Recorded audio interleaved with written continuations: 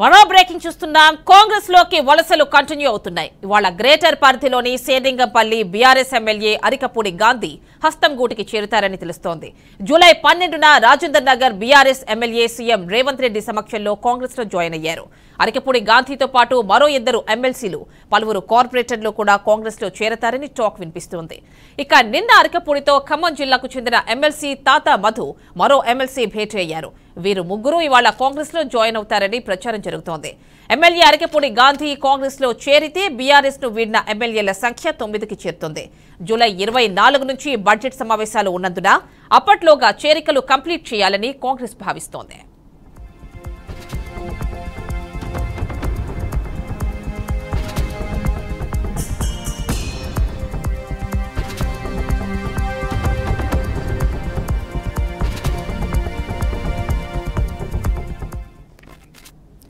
ఇక ఈ అంశానికి సంబంధించి పూర్తి డీటెయిల్స్ మా డిప్యూటీ అవుట్పుట్ ఎడిటర్ వెంకట్ మరిన్ని డీటెయిల్స్ అందిస్తారు.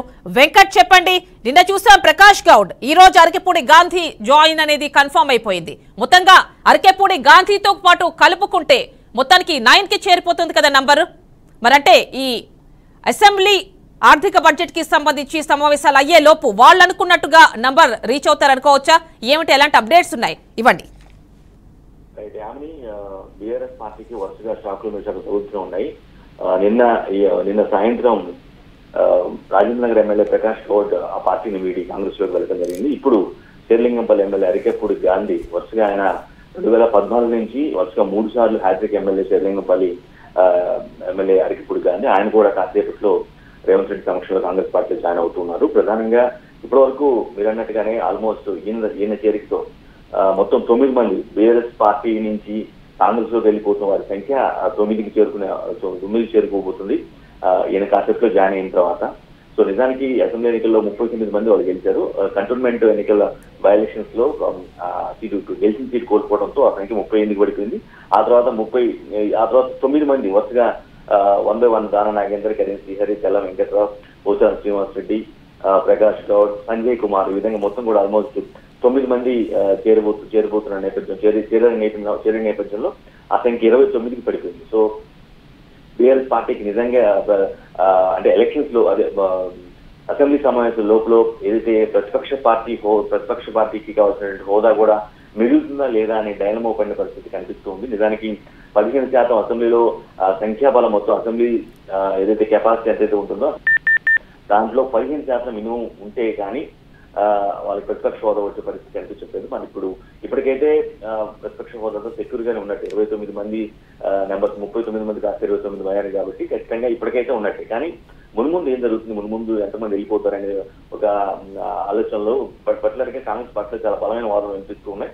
మరికొందరు ఆల్మోస్ట్ సిటీ సరౌండింగ్స్ ఉన్నటువంటి చాలా మంది మిగిలిన ఎవరైతే సిటీలో గెలిచినట్టు హైదరాబాద్, రంగారెడ్డి జిల్లాలో కాంగ్రెస్ పార్టీకి అనుకుని చెప్పుకోదగ్గ ప్రాధాన్యత లేదు. పర్టికులర్ హైదరాబాద్ క్యాపిటల్ జిల్లాలో అసలు ప్రాధాన్యత లేని పరిస్థితి. సో వీరిపై ఫోకస్ పెట్టినగా మనకు స్పష్టంగా అర్థమవుతుంది. మరికొన్ని రోజుల్లో అంటే కాంగ్రెస్ పార్టీలో జరుగుతున్న చర్చ కావచ్చు, లేదంటే తెలంగాణ రాజకీయాల్లో జరుగుతున్న చర్చని ప్రకారం చూసినట్లయితే మా కుక్కట్పల్లి ఎమ్మెల్యే మాధవరం కృష్ణారావు అని, లేదంటే కుద్దులాపూర్ ఎమ్మెల్యే కేపీ వివేకానంద గౌడ్ అని, లేదంటే జూబ్లీహిల్స్ ఎమ్మెల్యే మాగంటి గోపీనాథ్ అని, ఈ విధంగా కొంతమంది కూడా వెళ్ళటానికి సిద్ధంగా ఉన్నారు. ఈ పార్టీకి ఆ దిశగా ఇప్పటికే చర్యలు జరుగుతున్నాయని స్పష్టమైనటువంటి సంకేతాలు కూడా అంటూ ఉన్నాయి. ఈ విషయాన్నే దాన నాగేంద్ర కూడా నిన్న ఎవరైతే బీఆర్ఎస్ పార్టీ కేసాబాద్ నుంచి గెలిచి కాంగ్రెస్ లోకి వెళ్ళిన దాన నాగేంద్ర జరుగుతున్నారో ఆయన చాలా స్పష్టంగా ఒక క్లియర్ కట్ ప్రకటన కూడా చేయడం జరిగింది. బీఆర్ఎస్ ఎల్పీ త్వరలోనే కాంగ్రెస్ పార్టీలో విలీనం కాబోతుంది అని ఒక కీ కాన్సెప్ట్ ఒక సంచలన ప్రకటన కూడా చేయడం జరిగింది. అట్ ది సేమ్ టైం మంత్రి శ్రీధర్ బాబు కూడా నిన్న జరిగిన ఒక ప్రైవేట్ ఈవెంట్ లో పాల్గొన్నట్టు ఆయన కూడా పార్టీ వైపు వస్తున్నారు. తాము చేస్తున్నటువంటి అభివృద్ధిగా లేదంటేనో కాంగ్రెస్ పాలన జరుగుతున్న సంక్షేమం చూసి వాళ్ళు వస్తున్నారు. అలా వస్తున్న వ్యక్తులు మేము అడ్డుకోవడానికి మేమెవరు, బేసిక్ గా తెలంగాణ అభివృద్ధిలో భాగం కావడం కోసం వాళ్ళు వస్తారని మేము భావిస్తున్నాం. కాబట్టి మాకు అడ్డుకోవాల్సిన అవసరం లేదు, వాళ్ళు వస్తారంటే కాదని అవసరం కూడా లేదు అని క్లియర్ కట్ ఇండికేషన్ కూడా ఆయన ఇవ్వడం జరిగింది. సో ఈ నేపథ్యంలో మున్ముందు మరిన్ని చేరికలు ఉంటాయనేది మాత్రం అటు బీఆర్ఎస్ లోనూ చర్చ జరుగుతుంది, ఇటు కాంగ్రెస్ పార్టీలోనూ కూడా విస్తృతంగా చర్చ జరుగుతున్న నేపథ్యంలో మున్ముందు ఏ విధంగా ఉంటుంది అనేది మాత్రం తేలుతుంది. మనం నిన్న చూస్తాం ప్రకాష్ గౌడ్ ఆల్మోస్ట్ రాజేంద్ర నగర్ నుంచి 2009 నుంచి వరుసగా ఆయన గెలుచుకుంటూ వస్తున్నారు. 2009, 14లో టీడీపీ టికెట్ మీద టీడీపీ ఫామ్ గెలిచారు. ఆ తర్వాత ఆయన పార్టీ మారి 2018-23లో బీఆర్ఎస్ బీఫామ్ మీద ఆయన ఎమ్మెల్యే తేవడం జరిగింది. సో ఆయన కూడా చాలా సీనియర్ నేత, ఆయన వెళ్ళిపోవడం జరిగింది. ఇక అరకపూడి గాంధీ కూడా వరుసగా 3 సార్లు 2014, 18, 23 వరుసగా 3 సార్లు కూడా ఆయన గెలవడం జరిగింది. చాలా పెద్ద నియోజకవర్గం, మంచి మెజారిటీతో గెలిచారు అరకపూడి గాంధీకి. ఆ ఏరియాలో పట్ల హైదరాబాద్ లో కూడా కొంత తనకి ఒక పేరు ప్రఖ్యాతులు ఉన్నాయి. సో అటువంటి ఎమ్మెల్యే కూడా వెళ్ళిపోవడానికి సిద్ధమయ్యారు. మరి కాసేపు ఆయన కాంగ్రెస్ పార్టీలో జాయిన్ అవబోతున్నారు. ఓవరాల్ గా చూసినట్లయితే ఏదైతే హైదరాబాద్, రంగారెడ్డి జిల్లాల్లో తమ బలం ఎక్కువ ఉంది, తాము చేసిన అభివృద్ధి చేశాము. అంటే మనం చూసాం గ్రేటర్ లో మాత్రం బీఆర్ఎస్ క్లీన్ స్వీప్ చేసింది. కేటీఆర్ అప్పట్లో చాలా కాన్ఫిడెంట్ గా చెప్పారు గ్రేటర్ అంటేనే మేము అన్నట్టుగా ఎలక్షన్స్ తర్వాత, రిజల్ట్స్ తర్వాత. మరి ఇప్పుడు చూస్తే గ్రేటర్ నే ప్రత్యేకంగా టార్గెట్ చేస్తున్నట్టుగా కనిపిస్తోంది.